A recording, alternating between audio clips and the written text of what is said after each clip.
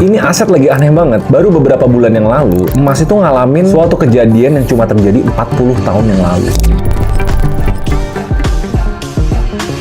Dan mungkin pertanyaan yang paling basic, jadi sebenarnya emas ini masih worth buat gue beli nggak sih? Atau dari pucuknya kemarin gue harus jual semua emas gue? Sebenarnya nggak sesimpel itu. Karena di benak banyak orang, emas itu kayak safe haven. Ya udah mau gimana pun yang terjadi, beli ya aman aja. Tujuannya untuk ngejagain kekayaan kita. Tapi kan harus tahu, beberapa bulan terakhir, pas emas nyentuh $5.000 ke atas, itu udah puncak tertingginya. Ada satu indikator namanya RSI. Dan indikator ini untuk nunjukin seberapa jenuh atau berapa banyak orang yang beli emas gila-gilaan. Dan di momen itu, RSI-nya itu sampai di atas 90. Itu titik jenuh beli yang paling ekstrim sejak 40 tahun terakhir. Bener-bener euforia di mana-mana. Orang tuh FOMO, semua harus beli emas. Padahal gue yakin 100%, mayoritas dari orang yang beli itu cuma ikut-ikutan. Mereka nggak tahu kenapa emas ini naik kayak orang gila ini. Karena habis harganya memuncak, tiba-tiba ada kejadian yang menurut gue agak nggak mungkin terjadi di emas. Naik turunnya kayak harga saham gorengan. Tiba-tiba boom nge-crash sampai 10% minusnya. Dan crash ini terburuk sejak 43 tahun yang lalu. Jadi bayangin ya, seumur dari mayoritas kalian hidup, ini mayoritas penonton gue ya, emas tuh nggak pernah bertindak kayak gini. Sampai ada beberapa analis finansial dan ekonomi. Padahal nggak lama-lama ini loh, baru beberapa tahun yang lalu. Dia bilang kalau emas sampai naik di atas 5.000, jangan cuma perhatiin harganya, perhatiin tanda-tandanya. Artinya ada sesuatu yang sangat amat besar akan meledak secara ekonomi dan finansial.